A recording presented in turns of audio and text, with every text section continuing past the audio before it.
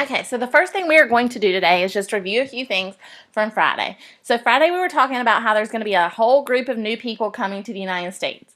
And they're going to have different customs, different cultural backgrounds, and they're not really going to know how to adjust to living in the United States. So in order to help them, a movement is going to start called the Social Gospel Movement, and this is a religious movement to help poor immigrants. The immigrants are going to be connected through this religion, and the church is going to become the center for them. So it's going to be the haven. It's going to be where they go to get help for living in American society. You're also going to have the settlement house movement that develops. This is going to be where they actually build temporary homes for immigrants to live in when they first get to the United States. When they live in these homes, they are responsible for learning English and finding a job. The most famous person in the settlement house movement is Jane Addams, and she is going to be the founder. She also founded the most famous settlement house called the Hull House in Chicago. In addition to her, you need to know Jacob Riis. He is a muckraker that we will talk about further in the Progressive Era, but right now, what you need to know is that he wrote How the Other Half Lived in 1890, which is going to describe poor living conditions of many immigrants that are living in a city. So we talked about on Friday, and we showed a lot of pictures of how a lot of their apartments are going to be overcrowded. They're going to live in things called tenements, which is those apartments that are overcrowded. They are polluted. They're just disgusting. So he's going to write a book about that. So now we're going to move into the growth of the American labor movement. Okay, the first thing we're going to talk about is the problems for these workers during the Second Industrial Revolution. Okay, many of the issues revolve around these long hours and low wages. Okay, there's absolutely no set minimum wage. The working conditions are extremely dangerous. There's absolutely no government regulation of these businesses. There's no labor laws, and child labor is going to exist at this time. Okay, these workers are also going to feel powerless. Okay, they're working for these big business leaders like Carnegie and Rockefeller, and they feel anonymous to them. So here's just a few images that are going to show you what child labor looked like at the time. So if you look at this picture at the bottom, this little boy is standing on this machine, and he's not even wearing any shoes. And all of these kids are going to be responsible for earning wages for their families. Okay, in addition to having to earn wages for their families, again, it's going to be a majority of these poor families that are going to work in these factories. Okay, they're also going to be very useful for their small bodies. Okay, they can get behind machines, use their little arms and their little hands to unjam these machines where grown men and women could not. So now we're going to look into the formation of labor unions. We just talked about all of these problems that workers are having. So now they're going to get together and they're going to form labor unions. So this is where they organize to fight for improved working conditions because they knew that they're going to gain more rights if they have large numbers of people supporting their arguments. The first labor union in America is going to be called the National Labor Union, and it's going to be the one that grants the 8-hour workday for workers. Think about it. There are 24 hours in a day, so if you break it up, there should be 8 hours for work, 8 hours designated for sleep, and 8 hours designated for leisure activities or whatever you wanted to do. Okay? The first major labor union we're going to talk about is the Knights of Labor. Okay? This is going to be led by Terence Powderly. Okay? His philosophy was going to be an injury to one is the concern of all. Okay? As far as membership, it's open to all workers, both skilled and unskilled. So you need to know the difference between a skilled and an unskilled worker. A skilled worker is someone who has developed a specific talent. They have a specific skill. So for example, a shoemaker is a skilled worker. An unskilled worker is somebody who doesn't have any specific talent. They have no skill. They just do random odd jobs around the factory. Another thing with the membership is the Knights of Labor are also going to welcome women. Their major goals are going to include an 8-hour workday, like we talked about, higher wages, this removal of child labor, equal pay for equal work, and again, this is no discrimination in pay. It doesn't matter if you are a man or a woman, whether you are black or white. You should get paid for the work that you're doing.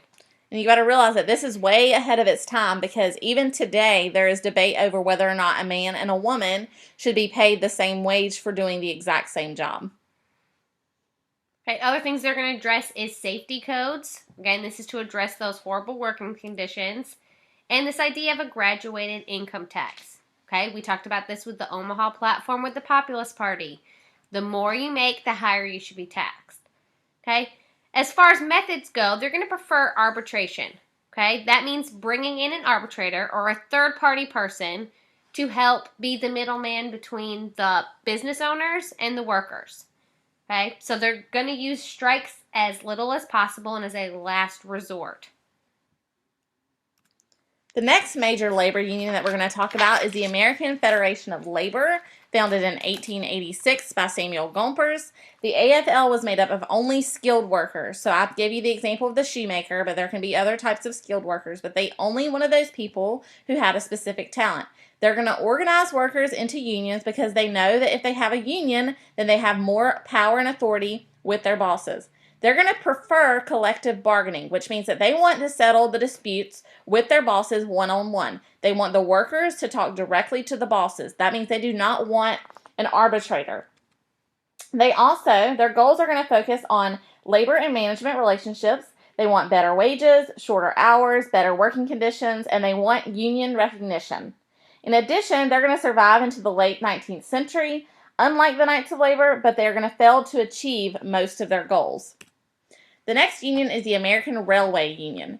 This is going to be founded by Eugene V. Debs, and it is the first industrial union in America, and it is made up of nothing but railroad workers.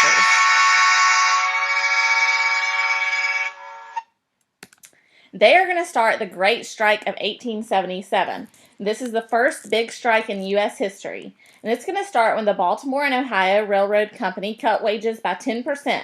The railroad workers are going to go on strike because they obviously don't want their wages to be cut by this drastic amount. Then the Baltimore and Ohio Railroad Company is going to cut wages by another 10%. So the workers are going to start to strike all across the East Coast. Now, just a reminder, a strike is when the workers are going to refuse to go to work. So now the governor of Maryland is going to have to send in the state militia to put down this strike that is spread all across the East Coast.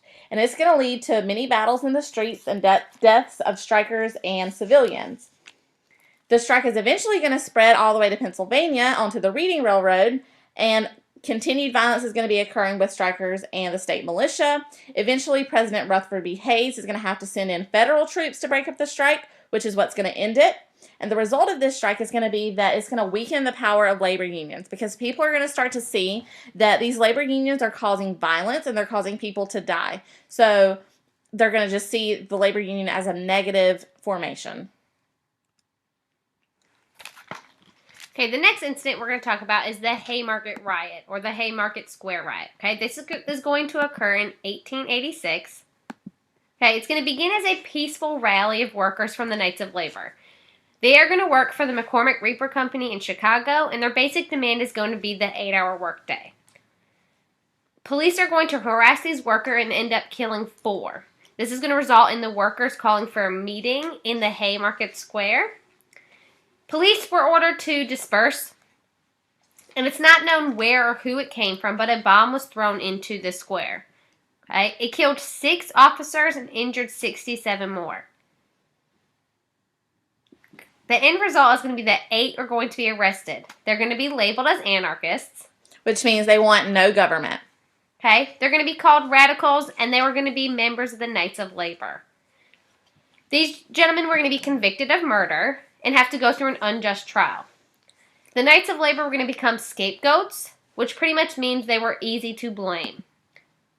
They were sentenced to death. 1 committed suicide.